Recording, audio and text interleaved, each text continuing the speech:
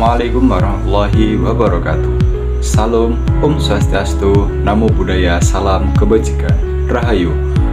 Perkenalkan, nama saya Yulfa Alfigo dengan NIM 241510901039 dari Fakultas Pertanian. Saya menempuh mata pelajaran Bahasa Indonesia di kelas 51 yang diampu oleh Bapak Dr. Parto MPD. Nah, di sini saya akan menjelaskan tentang potensi bahasa Indonesia menjadi bahasa internasional. Untuk lebih lanjutnya, mari simak video dari saya.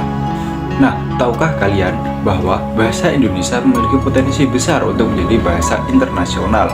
Hal ini didukung oleh beberapa faktor yang membuatnya layak diperjuangkan sebagai bahasa global. Faktor pendukung potensi bahasa Indonesia menjadi bahasa internasional terdiri dari beberapa faktor. Nah, tahukah kalian faktor-faktor apa saja yang membuat potensi bahasa Indonesia menjadi bahasa internasional? Nah, faktor yang pertama adalah keragaman budaya dan identitas nasional. Bahasa Indonesia mencerminkan keragaman budaya Indonesia yang kaya dengan lebih dari 700 bahasa daerah. Sebagai bahasa persatuan, bahasa Indonesia memungkinkan interaksi antar berbagai kelompok etnis tanpa kehilangan identitas masing-masing. Hal ini memberi bahasa Indonesia daya tarik kuat di mata masyarakat internasional yang menghargai pluralitas budaya. Yang kedua, potensi ekonomi dan posisi strategis Indonesia adalah kekuatan ekonomi terbesar di Asia Tenggara dengan pertumbuhan pesat dan jumlah penduduk lebih dari 250 juta jiwa.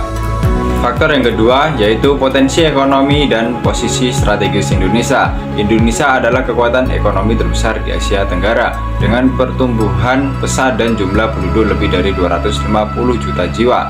Posisi strategis ini menjadikan bahasa Indonesia aset penting dalam hubungan dagang, investasi, dan diploma internasional. Pengakuan bahasa Indonesia sebagai bahasa resmi UNESCO pada November 2023 semakin mengukuhkan posisinya di kancah global. Selain itu, Undang-Undang Nomor 24 Tahun 2009 mengamanatkan persiapan bahasa Indonesia menjadi bahasa internasional. Faktor yang ketiga yaitu kemudahan pembelajaran dan tata bahasa sederhana. Bahasa Indonesia memiliki tata bahasa yang relatif sederhana, tanpa perbedaan bentuk kata kerja yang rumit, sehingga memudahkan dipelajari oleh penutur asing.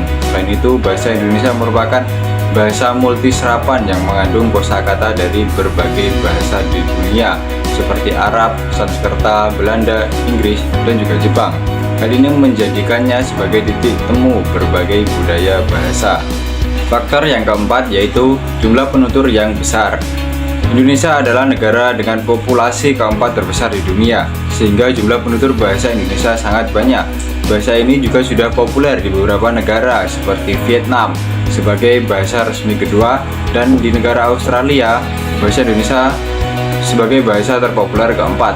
Dengan lebih dari 250 juta penutur asli dan sekitar 140.000 orang asing yang mempelajari bahasa Indonesia sejak tahun 2010-an, bahasa ini memiliki basis pengguna yang kuat untuk mendukung status internasionalnya. Faktor yang kelima yaitu dukungan pendidikan dan diplomasi budaya.